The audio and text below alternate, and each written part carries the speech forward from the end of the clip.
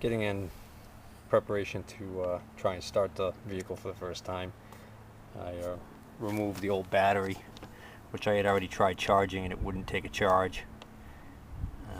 And when I went to take it out, even one of the bolts snapped off. It was that corroded. Down inside there was a bunch of mud and gunk and debris. I cleaned that out.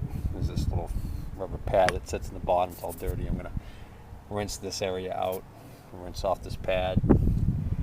I've got a borrowed battery I'm going to just throw in there to it'll have enough of a charge on it so that I should be able to get some ignition if the ignition system still works properly. I'm not going to try the electric starter at this point.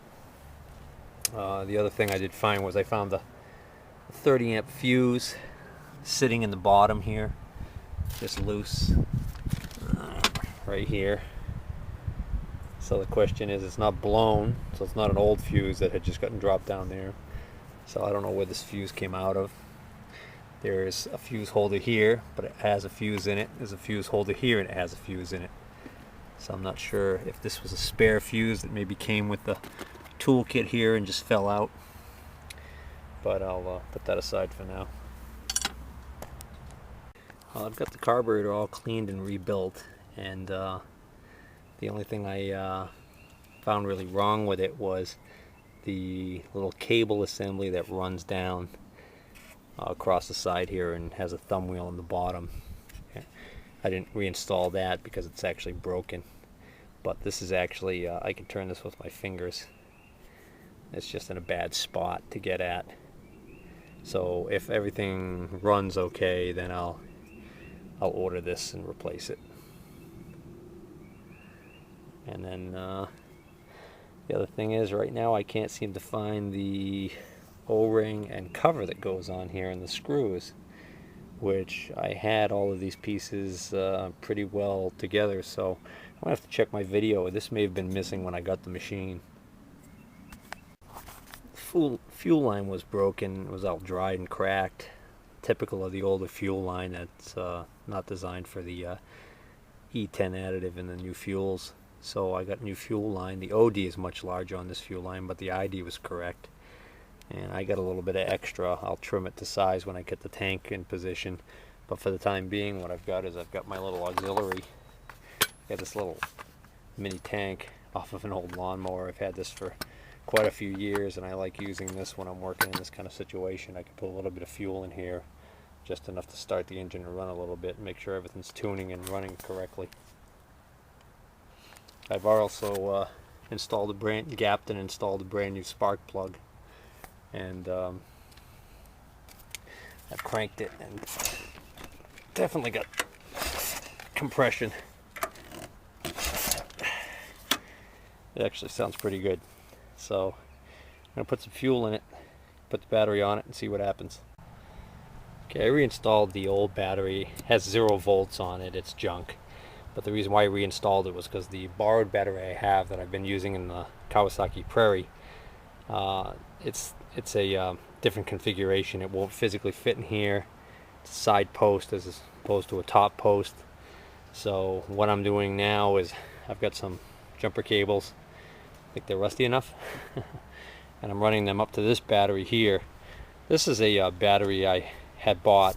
I was using for a modified Power Wheels type of project. And it's got a good charge. It's not a deep cycle battery, so it's not going to be good for cranking amps on the starter. But it is going to be enough power to run the ignition system, so I should be able to pull start this. And, the good news is when I turn the key on, I get an audible click of the relays, I get a neutral light, everything looks like I'm getting power to the ignition system. So now I can actually see whether or not I could get this thing to start. I don't know if I'm going to be able to pull on this thing. It's quite a bit of compression and hold the camera at the same time, but we'll give it a shot. I'm definitely going to need 2 hands to do this. Started right away!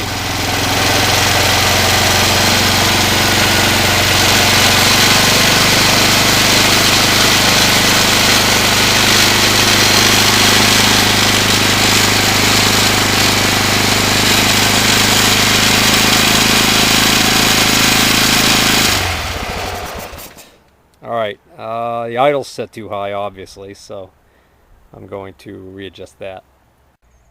Okay, what's happening is it's running for about 5 or 10 seconds, and then it loudly, almost like backfires out the carburetor, gives a big old cough, and abruptly dies. So I'm going to try and tweak that pilot screw mixture on the bottom there a little bit and see if I can get it to stay running.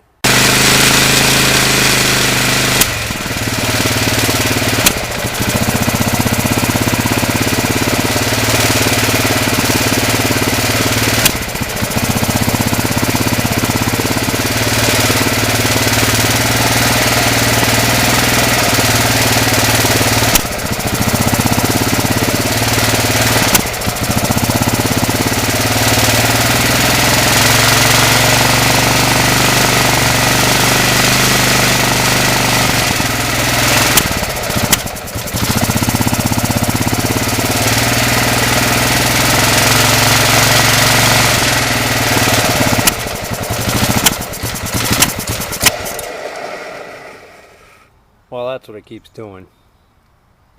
If I try and let it idle, it'll just give that cough and kill the engine immediately.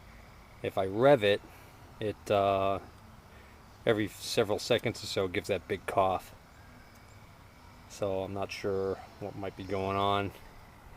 I mean, it could possibly be that the carburetor is not working properly. This CV, constant velocity type of carburetor here, might not be operating correctly if it doesn't have a proper restriction on the front here. I've got the complete air box removed, although the Arctic Cat over here has got the same kind of a very similar type of constant velocity carburetor in it, and the air box on that was missing when I bought it, and the only thing I've got on there right now is I've got a hunk of pipe that was in there when I got it, and well, I guess that's the original rubber boot taped up with a piece of pipe in it, and this one runs perfectly.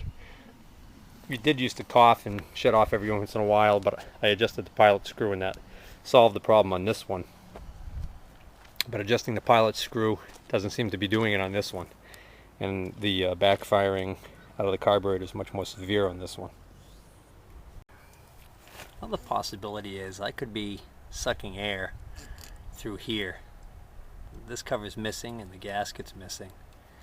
And I know on a lot of carburetors the throttle butterfly shaft has a seal or a bushing behind here that has to be tight tolerance to keep air from getting sucked in along that shaft and causing problems with it running too lean.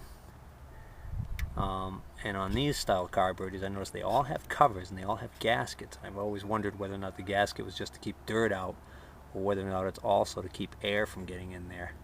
Because when this cover is in place with the gasket on there, I don't really see how air could get in there, because this is a pretty this is threaded in tight, and the idle screw adjustment's threaded in tight also. So I'm going to have to ask for some advice on that.